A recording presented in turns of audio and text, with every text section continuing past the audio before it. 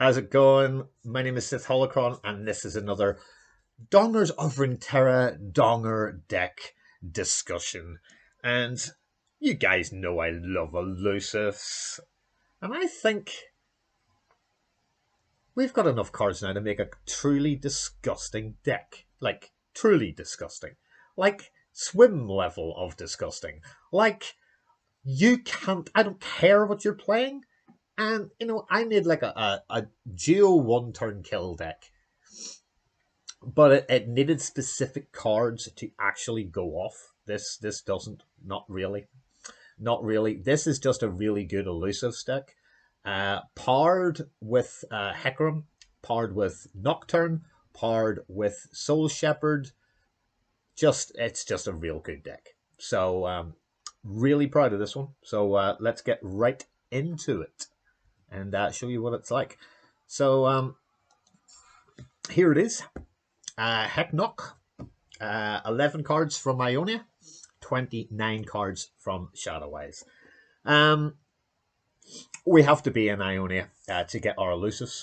And there are a lot of cheap and nasty ways to be able to just slither right past the ground units that most people play and go to town. And I mean properly to town. So let's start the deck off with 3 Bark Beasts. Now, Bark Beast is a 1-1.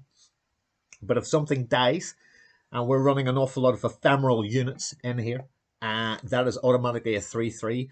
This will be targeted as much as is humanly possible. People will play suboptimally. They will maybe put out Blinding Assault to grab a Valor to kill it before it goes to a 3-3, because the 3-3 is an issue, which means that they are not being mana efficient. They're not playing to the best of their potential. It's actually putting them off their stroke or off their curve. And that is a really absolute guaranteed 3 of Bark Beast. I have and up until about 3 weeks ago whether it was worth it. It is absolutely worth it. And as a land unit in an elusive deck, this is absolutely a 3 of. Now, let's start with our first elusive. When summoned, give me an elusive this round. Now, in an ideal turn, you would like any of these 3, and we're running 9 ones. This is fantastic, but not on round 1. You want to play this in round 2. But ideally, you would like one of these, and one of these, and say one of these. To be completely honest. The only other thing we'd want is a Soul Shepherd. And to be fair, any 2 of these, we're not running that many spells. We're only running 10. But the 10 spells are incredibly key. So, Bark Beast, we've just talked about. Navari Blade Scout, when you drop it down, it's an elusive, and then it becomes a 2-1 land unit. You want to keep at least one of these for like round 6 after you've done our little combo. Anything after round 1, Nightfall, give me +2 this round, and Fearsome. If you can play that in round 2, after maybe dropping down a Bark Beast or this, and you get that. Most people don't have a 3 unless you're playing Leona. And part of the daylight thing, but, it's still real good. Unless it's the 3-6 when it gets put down. It'll kill everything else, which is kind of decent, and at least put 1 damage into the Nexus, which is fantastic. My favorite girl in the whole game. I adore this card. She is fantastic. And yes, I am basing it sort of around this again. In my practice games, I'm getting her up to about 10, which is fantastic. And a 10-3, a 10-5. There are ways to increase things in this deck. So she's fantastic, and every time you summon an ally, you give me +1 power this round. And when we have things that we can add other things to, we're doing real well here. And she is hypercritical to how good this deck is. So we're running 3 of these. We're also running 3 Shark Chariots, and the reason this is because number 1, it's an ephemeral. We are all in the ephemeral route. May have to come up with a better name than Heck Knock. Probably something to do with ephemerals, to be honest. So the next time an ephemeral ally attacks, revive me attacking. That's really good. But we have enough ephemerals. I mean, remember, we're running a Hecarim who brings out ephemerals with him, which is really kind of good. And if you have Hecarim on the board and you pull another one, well, then you're getting 2 more. And we'll kind of go through the combo at the end to maximize your elusive attack. Which by round 8 is easily doable. Easily doable. So remember, the next time that an ephemeral ally attacks, revive me attacking. Let's go to the Silent Shadow Seer. Again, an ephemeral unit. Nexus Strike hits for 3, only has the 1 health, but elusive, and then, you know, if he can't get stopped, you get another copy of him in hand, or her, or it, or whatever. They, thing, yeah, all good. Brilliant card. Absolutely superb card. And then the one that kind of makes it all tick over really, really nicely, because when you summon an ephemeral ally, you grant it 1/1. So we're running 3 of these. So every single ones that you can see on the screen are all 3s of. This deck is fantastic. If you have this down and drop out Hecarim, then his other things are getting +1/+1. The Shark Chariot +1/+1. The Silent Shadow Seer 1/1, and he's already a 3/2. So now you have to Mystic Shot him to kind of get him out, but he's now a 4/2. That's horrendous and probably unstoppable unless you're playing against Elusives. And then we can go for Stalking Shadows, another key component to this deck, and as you could probably seen, our first of our 10 spells. So you pick a follower from the top 4 cards in your deck, draw it, shuffle the rest into the deck, and then create an exact ephemeral copy in hand. Now imagine you've got a Bark Beast down, you drop down the ephemeral, you fire it out, you put the Bark Beast out at the very end, that becomes then a 3/3, which is kind of class. And the fact that if you've got a Soul Shepherd out as well, which is giving it +1/+1, that's just horrendous for the opponent. That's just not fun at all. No, absolutely not. No, thank you. But the fact that you get 2 cards for 2 and the ephemeral's a bonus. Remember, we're in a region, we're doing almost 75% of this deck is from Shadow Isles, where we want things to die to aid our win condition.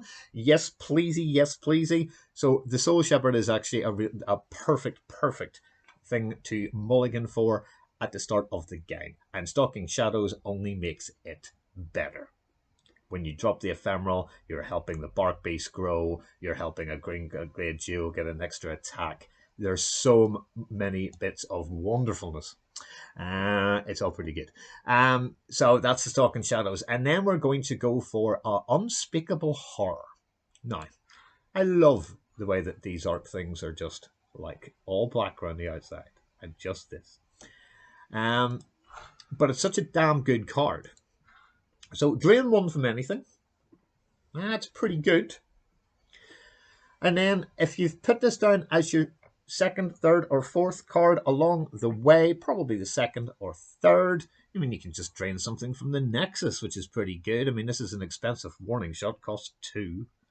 You know, it's an expensive parlay, but then you also get a card as well, and it's a random Nightfall card, as you know, which kind of helps too as well. So at the minute, we haven't really seen an awful lot of Nightfall kind of things yet, to be honest. That's not, no, well, that's 1.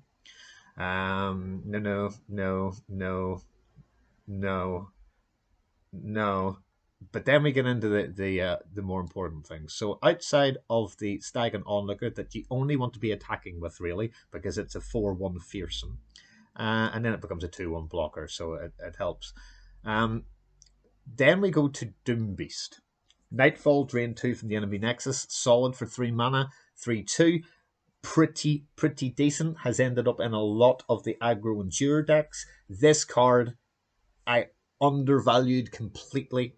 He has won me enough games in my new Endure deck that I think he's well put in here. But he's also in here because we're running Nocturne. And Nocturne only needs you to attack with 5 Nightfall allies. So we've got 3 there, and he is a Nightfall unit. Okay, so because he is a Nightfall unit, comparing him with the Doom Beast and the Stygian Onlooker, we can level up our Nocturne. And when we level up our Nocturne, so for instance, can you imagine dropping down on turn 6, say, because this is the turn that you get him, a Shark Chariot bumped up with the Soul Shepherd. If you play him second, grant an enemy vulnerable and give enemies -1 power this round. And then you attack, and it's a 5/3 for 4 mana. He's amazingly well statted. He's horrible. He can't be blocked by anything under 3 power. Once you've leveled this guy up, then all other allies have fearsome, and when you play a unit, give enemies -1 this round. We have a whole load of little things that you can get out of, say, from Stalking Shadows to reduce all their power down to practically nothing. And if you get them all under 3, then your entire attack will go through and win. That is one of the win conditions of this deck. It is not just an elusive deck at all. The elusive and or Nocturne, depending on your card draw and what you start off with. You can also combine both of them. Nocturne is still a great unit. Fantastic champion. Then we're going for Dawn and Dusk. And Dawn and Dusk we're running 2 of. We're only actually... We have other things as well. Dawn and Dusk, we're going to get to the good card at the end. Dawn and Dusk, 2 exact copies of an ally. They're ephemeral. Again, can you imagine having 1, if not 2 Soul Shepherds? Everything's getting bumped up. And can you imagine hitting Hecarim with this? And you throw out the 2 Hecarims who bring out their 2 things that are all getting bumped up and bumped up and bumped up. And all of a sudden he levels because you've already thrown out Soul Chariots and Silent Shadow Seers and all that other sort of wonderful ephemeralness that we have done. The game's over real fast. That's part 2 of the win condition. You can also do it to the Green Glade Duos. You can also do it to the Silent Shadow Seers. There are so many things that the Dawn and Dusk can actually get used on. It is a fantastic card. But the main card by miles is Encroaching Shadows. This is a burst spell that costs 4. At around turn 5 or 6, you will probably be done or in or around 9 to 10 damage with some of your elusive units that you have managed to get through the board. Be it the Blade Scout, be it the Green Glade Duo, be it this Shark Chariot, be it the Silent Shadow Share, being whatever it happens to be, you will have probably done at least 9 or 10 damage. Once that has happened, if your hand is full of elusive things, especially the duo, this is where this card comes in clutch as hell. You pick a follower from the top 4 cards in your deck. We are running 30 units. You're normally only get at least 2, 3, if not 4. If you have this in hand, take all the duos. Take all of them. Or take the Silent Shadow Seers. Because if you're not playing against elusives, and you get this, Encroaching Shadow Seers grant all allies in deck and hand +2/+2 and ephemeral. Now, these guys are ephemeral. These guys are ephemeral. Now that's a 5/3 and bouncing all the way through. And if you could then Dawn and Dusk on top of it all, oh dear God. I think this deck is absolutely ridiculously disgusting. Because it doesn't really give your opponent a chance. Not really. There's enough in here that can ruin people real quickly. I've won in 5 turns with this deck. No Hecarim, the Nocturne thing, and I had a few little cheap units down here. It was all over. It was all over. I'd had enough going through with Geos and Silent Shadow Seers. Yeah, it's done.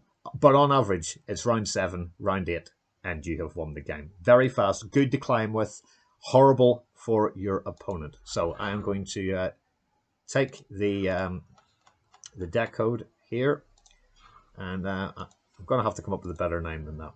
So there you go. That is my Heck Knock Elusive thing of Nightfall horrible, encroaching shadows horribleness. I hope you enjoy it. The deck code and all our social media links are in the pinned comments below. Thank you very much. My name is Sith Holocron. I hope you enjoyed this Donger deck discussion. And as always, thank you for watching. Like and subscribe. And until the next time, Dongers out.